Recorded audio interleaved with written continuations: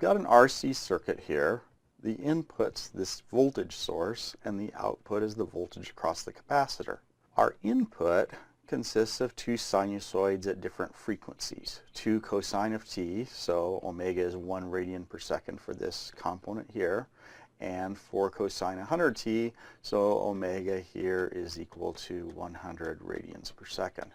So since we have two different frequencies, we have to basically do the problem two different ways because the impedance of this capacitor here depends upon the frequency. So to find y of t, do problem independently for each input, and then superimpose the results. So obviously, since these are sinusoids and we want to find the steady state response, we'll use the frequency domain. So circuit 1, for omega is 1 radian per second, we convert the circuit to the frequency domain. This phasor is 2 at an angle of 0 degrees. The impedance of the resistor is always just its resistance, so that's 2 ohms.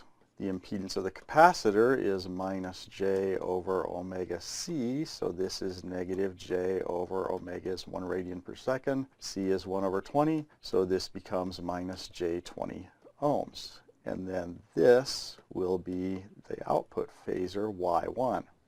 Then we have to do the problem again for this input. So we have a second circuit. The frequency is 100 radians per second. At that frequency, the input is 4 at an angle of minus 25 degrees. The resistor's impedance is still just its resistance, so that's 2 ohms. The capacitor's impedance changes to be minus j over omega c, which is minus j over 100 radians per second times 1 over 20 farads, so this is minus j over 5 ohms. And this will be our output phasor y2. So we can use a voltage divider here and find y2. We can use a voltage divider over here and find y1. This voltage phasor will give us y1 of t. This voltage phasor here will give us y2 of t, and we superimpose those so that y of t is equal to y1 of t plus y2 of t.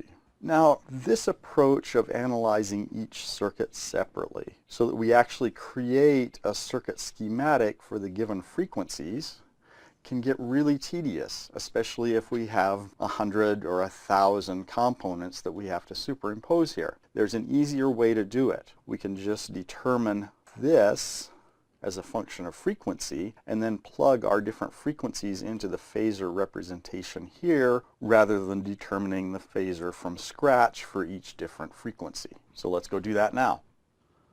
So let's take another run up at this problem, convert this circuit to the frequency domain, and leave omega, the frequency, as a variable. So we can plug 1 radian per second in and 100 radians per second in after we've done our overall analysis. This input is going to be u as a function of omega now, u of j omega. The impedance of the resistor is always just its resistance, so that's 2 ohms. The impedance of this capacitor is going to be 1 over j omega c, and this phasor here, y, will now also be a function of omega. The capacitor impedance is 1 over j times omega. I'm leaving omega as a variable, times 1 over 20 farads, so this is 20 over j omega ohms. Since I use j omega as my arguments here, I tend to leave the j and the omega together here. You can also convert this to minus j20 over omega ohms. I do this way more or less by force of habit. I can still use a voltage divider. So y of j omega in this circuit is the input voltage, u of j omega as a phasor, times the capacitor's impedance, which is 20 over j omega, over the sum of the capacitor and the resistor's impedance, which is 2 plus 20 over j omega. Doing some algebra, multiplying top and bottom by j omega, this becomes 20 over 20 plus j2 omega. Now in this expression, I can just plug in omega equals 1.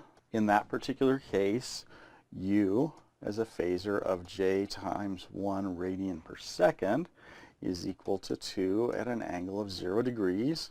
So the output phasor at 1 radian per second, y of j1, is equal to 2 at an angle of 0 degrees times 20 over 20 plus j2 times 1 radian per second. Simplifying that gives me 1.99 at an angle of minus 5.7 degrees. Taking this same expression at omega is 100 radians per second. In that case, the input u of j100 is equal to 4 at an angle of minus 25 degrees. Making a little more room over here and plugging 100 radians per second into this expression, y of j100 is equal to u of j of 100, 4 at an angle of minus 25 degrees, times this expression, which is just 20 over 20 plus j2 times 100 radians per second. Simplifying that gives me 0.4 at an angle of minus 109.3 degrees. So the output at 1 radian per second, I'm going to call y1 of t. That from this phasor is 1.99 cosine of 1 radian per second times t minus 5.7 degrees. From this phasor here, the second component, y2 of t, is equal to 0.4 cosine of 100t, that's its frequency, minus 109.3 degrees. Now I can superimpose these. The overall output is the sum of the two, so that's 1.99 cosine of t minus 5.7 degrees plus 0.4 cosine of 100t minus 109.3 degrees. And there's our answer.